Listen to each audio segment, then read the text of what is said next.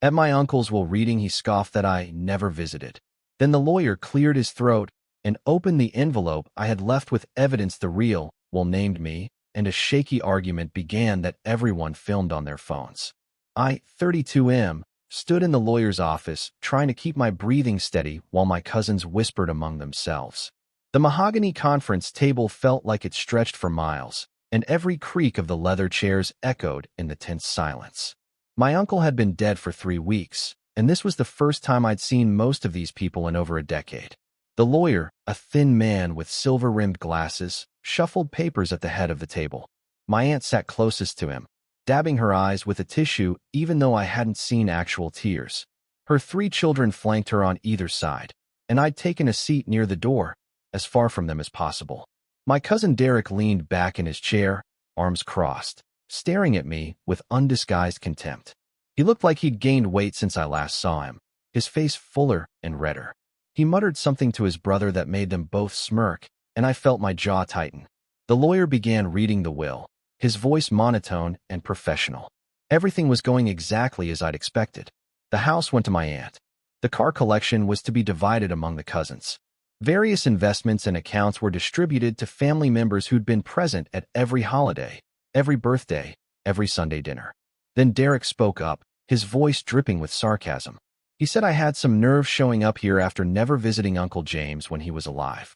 He said I'd abandoned the family, disappeared for years, and now I wanted to cash in on whatever scraps might be left. The words hung in the air like poison. My aunt nodded in agreement, adding that I'd broken Uncle James's heart by cutting everyone off. She said he'd asked about me constantly, wondering why I never called, never came by. She made it sound like I was some ungrateful monster who'd turned his back on a loving family. I stayed quiet, my hands folded on the table in front of me. Let them talk. Let them perform their grief and indignation for each other. The lawyer cleared his throat, a sound that seemed to cut through the room. He said there was actually a matter that needed to be addressed before they continued. He reached into his briefcase and pulled out an envelope, one I recognized immediately because I'd hand-delivered it to his office 6 months ago. The room went completely silent. Derek sat up straighter, his smirk fading. My aunt's hand froze mid-dab at her eyes. The lawyer explained that he'd received this envelope from me with strict instructions not to open it until the will reading. He said the envelope contained documentation that raised serious questions about the will currently being read. His tone had changed, becoming more formal, more careful. I watched my aunt's face drain of color as he unsealed the envelope. She knew. Somehow, she already knew what was coming. The lawyer pulled out several documents and began reading. The first was the actual last will and testament of James Morrison, my uncle, dated 3 months before his death. It had been properly witnessed, notarized, and filed with his attorney, a different attorney than the one my aunt had hired. According to this will, the bulk of the estate was left to me. The house, the cars, the investments, everything. There were small bequests to various charities and a trust fund set up for any future grandchildren, but the primary beneficiary was me. Derek exploded. He jumped to his feet, shouting that this was impossible, that I was trying to steal from them, that I'd obviously forged these documents. His brother joined in, their voices overlapping in anger and accusation. The lawyer held up his hand, asking them to please remain calm. He continued reading. The will explicitly stated that my uncle was of sound mind and body when writing it. It mentioned that he was aware certain family members might contest this decision, but that his wishes were clear and deliberate. Then came the second document, and this was the one that made my aunt stand up and try to leave the room. It was a letter from my uncle, addressed to whomever would be handling his estate. The lawyer read it aloud, and I heard my uncle's voice in every word. He wrote about how he'd discovered what had really happened all those years ago, why I'd stopped coming around, why I'd cut contact with the family. My hands started shaking. I hadn't expected this part. Uncle James wrote that he'd learned the truth about the intervention my aunt had orchestrated when I was 20. She told everyone in the family that I was on drugs, that I was stealing from relatives, that I was dangerous and unstable. She'd convinced them all to cut me off unless I agreed to go to a rehabilitation facility she'd selected. None of it had been true. I wasn't on drugs. I hadn't stolen anything. But I'd been young and surrounded by family members I trusted, all telling me I needed help, that they were concerned about me. The confusion and betrayal had been overwhelming. I'd refused to go to the facility because I knew I didn't have a problem. That refusal had been taken as confirmation of my denial, my addiction. My aunt had told everyone I'd chosen drugs over family. One by one, they'd stopped taking my calls, stopped responding to my messages. Uncle James's letter explained that he'd discovered the truth by accident just 2 years ago. He'd run into an old friend of mine who'd asked how I was doing, mentioned how unfair it had been that my aunt had spread those lies about me. Uncle James had investigated, had found no evidence of any drug use or theft, had realized what his sister had done. He'd tried to reconnect with me, the letter said. He'd reached out multiple times, but I'd been too hurt, too wary of being pulled back into that toxic dynamic. He understood why I'd kept my distance, and he didn't blame me for it. The letter went on to explain why my aunt had done it. I'd been named in my grandmother's will as the recipient of a substantial trust fund, one that would become accessible when I turned 25. My aunt had been furious about this, had felt her children deserved that money more than I did. She'd thought that if she could paint me as unstable and cut me off from the family, she could contest the will or somehow redirect the inheritance. It hadn't worked. I'd received the trust fund as intended, though by that point I wanted nothing to do with any of them. I'd used the money to start a business, to build a life far away from the family that had turned on me so easily. Uncle James wrote that he was leaving me his estate as both an apology and an acknowledgement. He said I was the only family member who'd actually made something of themselves without his help, who'd stood on their own despite being sabotaged. He said he was proud of me, even though he'd never gotten the chance to tell me in person. The lawyer finished reading and set the letter down. The room was completely silent except for my aunt's ragged breathing. Her children were staring at her, confusion and dawning horror on their faces. Derek asked her if it was true. His voice had lost all its earlier aggression. He sounded like a child asking his mother to deny something terrible. She didn't answer at first. She just stood there, her tissue crumpled in one hand, looking at me with an expression I couldn't quite read. Hatred, maybe, or fear, or shame. Then I noticed the phones. Derek's wife had hers out, recording. So did my other cousin's girlfriend. The lawyer's assistant in the corner had apparently been filming from the start, though I wasn't sure on whose authority. My aunt finally spoke. She said Uncle James had been confused near the end, that he hadn't known what he was writing. She said I must have manipulated him somehow, gotten to him when he was weak. The lawyer interrupted her. He said the will had been written 3 months before my uncle's death, when he was still in perfect health. Multiple medical professionals had certified his mental competency. There was also a video recording of the will signing, if she wanted to see it. She didn't. She turned on me instead, her voice rising to a shriek. She said I'd always been ungrateful, always caused problems, that I was tearing the family apart just like I had before. I stood up, and the movement made her flinch. I told her I hadn't torn anything apart. I said she'd done that all on her own when she decided lying about me was easier than accepting that Grandma had loved me enough to provide for my future.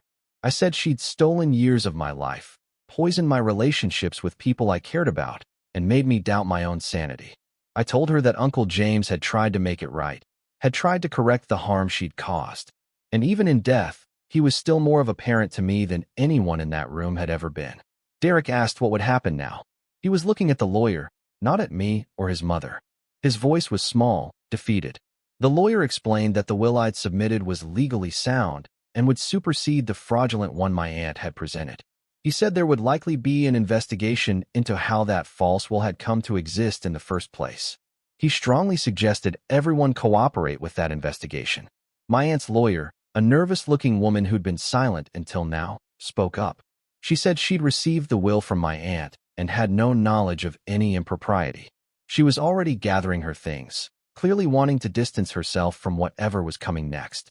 I asked the lawyer about the recordings, the ones being made on various phones around the room.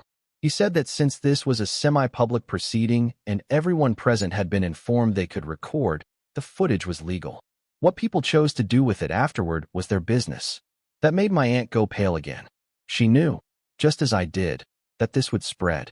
Family gossip traveled fast, and now there was video evidence to back it up. Update 1. The lawyer's office cleared out quickly after that. My cousins left without looking at me, hurting their mother out like she might shatter if they moved too fast. Derek paused at the door, opened his mouth like he wanted to say something, then just shook his head and left. I stayed behind to sign some preliminary paperwork. The lawyer assured me that while there might be attempts to contest the will, they wouldn't succeed.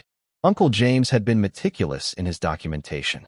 There were letters, medical records, witness statements, and yes, that video of the signing ceremony where he explicitly stated his reasons for the distribution of assets. The lawyer also handed me a sealed letter, one addressed to me personally. He said Uncle James had left it with instructions to give it to me after the will reading, regardless of the outcome. I waited until I was in my car to open it. My hands were still shaking, adrenaline from the confrontation making my movements jerky and uncoordinated. The letter was in my uncle's handwriting, the same slightly slanted script I remembered from birthday cards when I was a kid. He started by apologizing for not fighting harder when I'd been pushed out of the family. He said he'd believed my aunt at first, had trusted his sister's word over checking the facts himself. By the time he'd realized the truth, years had passed and the damage was done.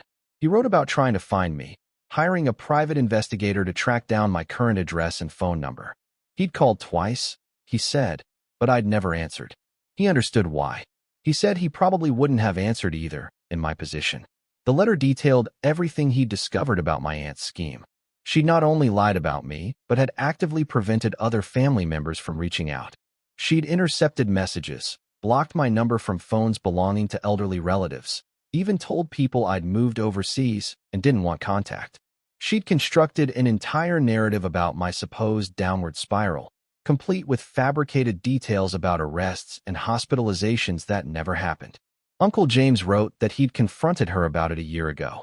She'd admitted to the lies but justified them by saying I didn't deserve Grandma's money, that her children needed it more. She'd actually seemed surprised that he was angry. She'd expected him to understand, to take her side. Instead, he'd changed his will. He'd made sure to document everything, to leave a paper trail that couldn't be disputed or explained away. He said he knew his sister would try to fight it, which was why he'd been so thorough. The last paragraph made my vision blur with tears I'd been holding back for over an hour. He wrote that he was proud of me, that building a successful business without family support or connections showed real strength and character. He said he wished he'd been brave enough to stand up to my aunt years ago, to be the uncle I deserved instead of the coward he'd been. He ended by saying the inheritance wasn't charity or pity. It was an investment in someone who'd already proven they knew how to build something meaningful. He trusted me to use it wisely. I sat in my car in the parking garage for 20 minutes, just breathing and processing. My phone buzzed constantly with messages, but I ignored them. Finally, I drove home to my apartment, a modest 2-bedroom in a quiet neighborhood. Tomorrow I'd have to deal with lawyers and paperwork, and probably police if my aunt tried to press charges about something. Tonight, I just needed to be alone. Update 2. The videos hit social media within 48 hours. I didn't post any, but apparently Derek's wife had shared their recording with a family friend who'd shared it with their book club, who'd shared it everywhere. Within a week, it had been viewed over 2 million times across various platforms. The comments section was predictably brutal. People dissected every moment, every facial expression. My aunt became a villain in thousands of tiny moral plays, her actions debated and condemned by strangers who'd never meet her. Some people tried to defend her, suggesting there must be more to the story, but those voices were drowned out by the majority who saw exactly what had happened and were appropriately disgusted. I got contacted by 3 different talk shows and a podcast that specialized in family drama. I declined all of them. This wasn't entertainment for me, and I had no interest in prolonging the spectacle. What I didn't expect was the messages from other family members, distant relatives I barely remembered. Apparently, my aunt's behavior had affected more people than just me. A second cousin reached out to say she'd also been cut off years ago after refusing to loan my aunt money. An uncle on my mother's side said he'd suspected something was wrong, but had been told to stay out of it. Most surprisingly, Derek called me. I almost didn't answer, but curiosity won out. He apologized. Not a weak, excuse-filled apology, but a real one. He said he'd grown up believing his mother's version of events, had never questioned it, because why would his mother lie about something like that?